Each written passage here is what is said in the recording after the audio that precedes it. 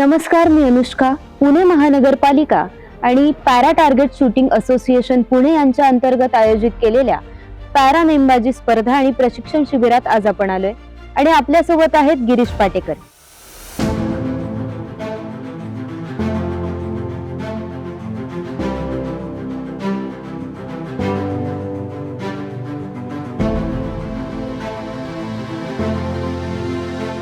नमस्कार सर. त्यांची स्वप्न काय, ते या खेळात कसे आले आणि त्यांच्या समोर काय काय चॅलेंजेस आले, या सगळ्या गोष्टींबाबत आज त्यांच्याशी आपण गप्पा मारणार आहोत. तुम्ही या गेम मध्ये कसे आलात? माझी तर सुरुवात मी हँडिकॅप नव्हतो. मी 2018 पासून हँडिकॅप झालो. पूर्वी मी साधं आयुष्य जगत होतो, नॉर्मल माणसासारखं. पण अचानकपणे माझी स्पाईन कॉर्डची नस दाबल्या गेली. नस दाबल्या गेल्यावर माझं आयुष्यात पूर्ण बदलून गेलं. मी 5 ते 6 वर्ष मी घरात अक्षरशः झोपून होतो. म्हणजे मला कुठं निघायचं किंवा कुठं काय करायचं म्हणलं की मला दुसऱ्यावर डिपेंड राहावं लागायचं. हे पूर्णपणे मी खचून गेलो होतो. पण मनात काहीतरी करायची इच्छा होती, मार्ग भेटत नव्हता. तर माझी एका संस्थेकडनं व्हॉट्सअपवर मला पॅरा टार्गेट शूटिंगबद्दल माहिती कळाली. तर ती माहिती कळाल्यानंतर मी सरांना कॉन्टॅक्ट केलं. त्यांना विचारलं की काय मी करू शकतो का, काय वगैरे. त्यांनी मला थोडी माहिती दिली त्याबद्दल. त्यांनी म्हणले मला इथे चाहू आपलं पॅरा टार्गेट शूटिंगचं प्रशिक्षण पण आहे आणि तुम्हाला जर तुम्ही पुढं जर चांगला खेळाडू केले, तुम्ही जर चांगलं दाखवलं प्रशिक्षणामध्ये, तर तुम्हाला पुढं सुद्धा चान्स देऊ शकतो. नॅशनल लेवलला किंवा कुठल्याही चांगल्या खेळाडूपर्यंत तुम्हाला वर सपोर्ट करू आम्ही. तर मी 3 दिवस स्वारगेटवरून मी बालेवाडीपर्यंत माझ्या न्यू मोशनची बाईक आहे, त्याच्यावर मी ट्रॅव्हल केलं. 3 दिवस मला त्यांनी चांगल्या प्रकारे प्रशिक्षण दिलं आणि आज स्पर्धा आमच्या आजपासून चालू आहे. आणि एकटे ट्रॅव्हल करून आलात तुम्ही इथपर्यंत? एवढ्या ट्रॅफिक मधनं मी स्वतः फर्स्ट टाइम एवढा लांब आले आणि काहीतरी करायचंय म्हणून. हा, म्हणजे तुम्हाला घरात राहून राहून तुम्हाला काहीतरी करण्याची इच्छा निर्माण झाली आणि मग तुमच्या स्वप्नासाठी तुम्ही इथपर्यंत आले. बरोबर. आणि 3 दिवसांचं प्रशिक्षण पण केलं हो. तुम्ही. त्या प्रशिक्षणामधून तुम्हाला काय काय शिकायला मिळालं? मी कधी आयुष्यात म्हणजे काहीतरी करायचं होतं नक्की, पण काय करायचं हेच माहित नव्हतं. मला लहानपणापासून म्हणजे एक मला पोलीस व्हायचं होतं. माझं स्वप्न होतं, ते झालं नाही. म्हणलं स्वतःमध्ये काहीतरी करिअर करायचं, म्हणून मी पॅरा टार्गेट हे क्षेत्र निवडलं. आणि या क्षेत्रात पण तुम्हाला हा गेम खेळावा असं का वाटलं? मला निशाणे मारायची खूप आवड होती पहिल्यापासून, लहानपणापासून. हा, मग करायची इच्छा झाली ती. आणि त्यात मला हँडिकॅपमध्ये मी कसं पूर्वी मी साधंही आयुष्य जगलोय आणि हँडिकॅपचंही जगलोय. मग दोन्ही ह्याच्यात अडचणी येतात. तर नीट असताना मला काही जमलं नाही. पण या दिव्यांगामध्ये मला पॅरा टार्गेटमध्ये चान्स भेटला, तर मी नक्कीच करण्याचा प्रयत्न करतोय. हा, म्हणजे ही आता तुमची सुरुवात आहे. सुरुवातच आहे. हा गेम खेळायचा म्हणजे याच्यासाठी वेगळं कोचिंग असतं, तर तुम्ही तसं काही घेण्याचा निर्णय वगैरे घेतलाय? हो, बघितलं. पण माझी घरची परिस्थिती कशी आहे, आई आणि मी आहे, भाऊ वगैरे आहेत, पण थोडं घरची परिस्थिती हालाकीची असल्यामुळं तेवढं मी नाही का सांगतात खूप महाग अफोर्ड नाही करू शकत नाही. मग मी 2-3 ठिकाणी वानवडीला गेलतो, खडकीला वगैरे चौकशी केली, पण तिथं खूप पैसे असल्यामुळे मी करू शकलो नव्हतं. 2-3 वर्ष मी या शोधात होतो की मला कुठेतरी भेटल किंवा काहीतरी मार्ग भेटल, पण पैशाच्या अभावी मी करू शकत नव्हतो. मग आता बालेवाडीला या सरांकडनं मला कळालं की इथं कॉर्पोरेशन महानगरपालिकेतर्फे व ह्यांच्यातर्फे जर तुम्ही जर चांगले खेळाडू असताल तर तुम्हाला पुढं नक्की प्रोत्साहन देतील. त्यामुळे मी इथं आलो. हा, म्हणजे या शिबिरामुळे तुम्हाला वेगळं प्रशिक्षण घेण्याची गरज पडली नाही. तर ह्यात जर तुम्ही जर चांगलं परफॉर्मन्स दिलात तर ते स्वतः तुम्हाला खेळाडू एक नॅशनल लेवलला खेळाडू बनवतील, तेवढे त्यांनी ग्वाही दिली. आणि मग या गेम मध्ये तुम्हाला जे काही साहित्य लागतं हे गेम खेळण्यासाठी, जे इक्विपमेंट्स लागतात, तर त्या कशा गोष्टी तुम्ही अवेलेबल केल्या? अजून तर नाही, या आता कॉर्पोरेशनने आणि सरांनीच अवेलेबल केलेले आहेत आता सध्या तरी. जर ह्याच्यामध्ये जर ह्या 3 दिवसाच्या शिबिरामधनं ते निवडणार, त्यामध्ये जे कॅपेबल असतील व जे चांगलं शूटिंग करतील त्याच्यामध्ये त्यांनाच फक्त पुढे टार्गेट प्रोत्साहन देणार. अच्छा, मग या शिबिरामध्ये तुम्हाला प्रशिक्षण द्यायला कोण आलं होतं? आकाश कुंभार सर. त्यांनी 3 दिवस आम्हाला खूप म्हणजे छान प्रकारे प्रशिक्षण दिलं त्यांनी. आणि मी फर्स्ट टाइम एवढी जड बंदूक घेऊन शूटिंग केलं. आणि तुम्हाला जमलं ते. जमलं. खूप छान प्रकारे. आणि मग आता तुम्ही काय विचार करता की ह्या गेम सोबतच तुम्ही पुढे जाण्याचा विचार नक्की करता? नक्की.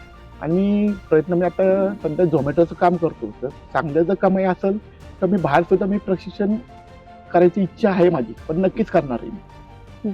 नक्कीच सर, तुम्ही कराल. आणि सर हा गेम खेळण्यासाठी तुम्ही स्वतःमध्ये काही चेंजेस केले? हो. काय चेंजेस केले? सगळ्यात महत्त्वाचं म्हणजे हँडीकॅपला सुरुवातीपासून अडचणी असतात. माझी अवस्था अशी आहे की मला घरातनं बाहेर निघायचं म्हटलं तरी अवघड असतं. मला उचलून घ्यावं लागतं व मला घरातनं बाहेर काढायला कोण आहे की नाही हे मला माणूस बघावं लागतं. त्यानंतर माझं सुरुवात होती. तर मग मी स्वतःला जेवढं म्हणजे घरातून बाहेर पडण्यापासूनच चॅलेंजेस सुरुवात आहे. मी स्वतः जेव्हा कॅपेबल करतोय मी स्वतःला की जेणेकरून मी माझ्या स्वतः बाहेर निघू शकतो, कोणावर अवलंबून राहू शकत नाही, असं करण्याचा प्रयत्न करतोय. आणि मग आकाश सरांनी तुम्हाला या सगळ्याचं प्रशिक्षण दिलं, पण याच्यानंतर सुद्धा आता या वेळेला हे प्रशिक्षण झालं, पण अजून पुण्यामध्ये अशी प्रशिक्षण व्हावीत का? आणि तुम्हाला आणखी संधी मिळवण्यासाठी काय केलं पाहिजे गव्हर्नमेंटने किंवा पुणे महानगरपालिकेने? तुम्हाला काय वाटतं? असे शिबिरं घेतले तर आमच्यासारखे ज्यांची परिस्थिती नाहीये ते नक्कीच सहभागी होतील. आणि आम्हाला आता एवढं माहिती नव्हती की असं पण करू शकतो आपण. तर ह्यांच्यातर्फे कळालं, आज मी एवढं 22 किलोमीटर लांब आलेलो आहे की काहीतरी करता येईल म्हणून त्यासाठी मी आलो. म्हणजे हे शिबिर म्हणजे तुमच्यासाठी इन्स्पिरेशन ठरलेलं आहे. खूप मदत झाली त्यामुळे मला. आणि सर तुम्ही इथपर्यंत आलाय, तुम्ही इथून पुढेही या खेळामध्ये पुढे जाल असा मला विश्वास वाटतो. आणि अजून तुमच्यासोबत तुम्ही काही लोकांना सांगितलंच का या शिबिरावर? हो, मला सरांनी ज्यावेळेस चालू झालं त्यावेळेस त्यांनी मला सांगितलं की तुमच्या हँडिकॅप मध्ये कोणी असतील तर त्यांना नक्कीच कळवा. मी त्यातले 7-8 जणांना सांगितलं सुद्धा, ते सुद्धा आलेले आहेत. आज आम्ही 7 ते 70 प्रशिक्षणार्थी इथं आलेलो आहे. आणि कसं सर, आता हँडिकॅप असल्यामुळे हा गेम खेळणं जास्त तुम्हाला सोयीस्कर वाटत असेल, कारण याला फिजिकल स्ट्रेंथ पेक्षा मेंटल स्ट्रेंथ जास्त लागते. तर हा गेम खेळताना आता तुम्ही प्रशिक्षण पण घेतलं आणि आता तुम्ही स्पर्धेमध्ये सुद्धा भाग घेणार आहात, तर हा गेम खेळताना तुम्हाला काय स्वतःची मनाची तयारी करावी लागते? मनाची तयारी म्हणजे सगळ्यात आधी तुमचं डोकं शांत पाहिजे. कसले विचार न करता की टार्गेट आपल्याला करायचंय तेच तुम्हाला माइंड शांत आणि एकाग्रता हे जर तुमचं व्यवस्थित असेल तर तुम्ही बरोबर करू शकता. तुझ्या डोक्यात एक विचार चाललाय आणि तुम्ही समोर निशाण लावताय ते लागणार नाही अजिबात. म्हणजे हा गेम हे तुमच्यासाठी इन्स्पिरेशन, बाहेर पडण्याचं इन्स्पिरेशन ठरलेलं आहे. जर केलं तरच तो हे होणार, नाही तर नाही. आता हे झाल्यानंतर याच्या पुढचं तुमचं एम काय? तुम्ही काय करणार आहात? मी आता इथनं जर प्रशिक्षण भेटलं तर मी नक्कीच इथनं सुरुवात करणार, पण मी आता थांबणार नाही. मी ह्याच्या पुढे मी दुसरीकडे कुठनं करता येईल का किंवा स्वतःच्या हिमतीवर काय करता येईल का तो प्रयत्न मी करणार होते. आणि मला आलंय आयुष्यात, हँडिकॅप झालंय तर मला असं होऊन जगायचं नाही, काही ते करून दाखवायचं ही नक्कीच माझी इच्छा आहे. जरूर सर, जरूर तुम्ही नक्की कराल. तुमच्या आतमध्ये जे इन्स्पिरेशन या शिबिरामुळे, या प्रशिक्षणामुळे तुमच्यामध्ये जे आले आणि ते तुम्हाला निश्चितच पुढे घेऊन जाईल आणि तुम्ही एक चांगले शूटर बनाल असा तुमच्यामध्ये कॉन्फिडन्स दिसून येतोय. आणि तुम्ही नक्कीच व्हाल. आमच्या सर्वांतर्फे तुम्हाला भरपूर शुभेच्छा मी देते. धन्यवाद.